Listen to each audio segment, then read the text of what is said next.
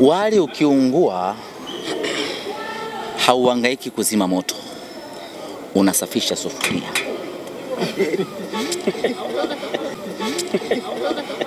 Kopa ndefu sufuria. Ni mfano tu. Bwana maanisha nini? Mimi mhenga wewe. Morris. Kwanza ametoa machozi. Amelia. Machozi ya fly. Machozi ya kiume. Sio yale machozi mengine.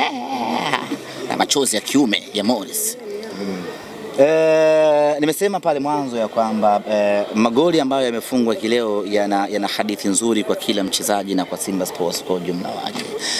Morris Abraham amefanya kazi kubwa tangu ameingia Simba Sports na hatimaye leo anapata goli lake la kwanza tangu ameingia kunako klabu yetu.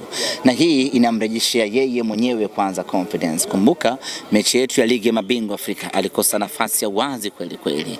Kwa mchezaji aina ya Morris Abraham kukosa nafasi kama ile inamuumiza sana, inamkereketa kweli kweli katika nafsi yake. Alikuwa lazima apate goli kwa ajili ya kuondoa hali kama hiyo katika nafsi yake.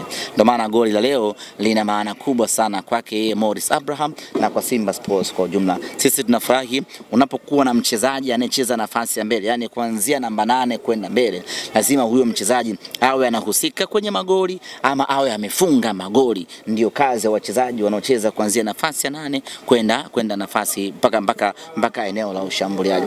Kwa Morris kufunga maana yake ni kwamba amefungua riziki yake ya ufungaji wa mabao. Lakini goli la Jonathan Soa ni mshambuliaji kinara. Unapokuwa na mshambuliaji kinara wa timu yako, anatakiwa afunge kila mechi, anatakiwa aongoze kwa idadi ya magoli. Kwa Soa kufunga leo inakuwa ni goli lake la 3 kama sikosei. Kwa hiyo mechi 4 magoli 3, huyo ni top scorer ambaye tuko naye Simba Sports Club, na yeye vile vile inaongezea hali ya kujiamini katika upambanaji wake. Lakini goli la 3, goli la Mohamed Bajaber na hapa ieleweke, sio Bajaber, ni Bajaber. Imebadilika tena? No, hii ndo mnalikosea. Ni Bajaber. Bajaber. Arabu au Kifaransa? Kiswahili tu ni Bajaber. Sio Bajabir. Unasemaje kama una meno? Ni Bajaber. Bajaber kufunga na pale unaiachia kidogo. Ni Bajaber. Sijui umeelewa. Mtaweza mjifunze.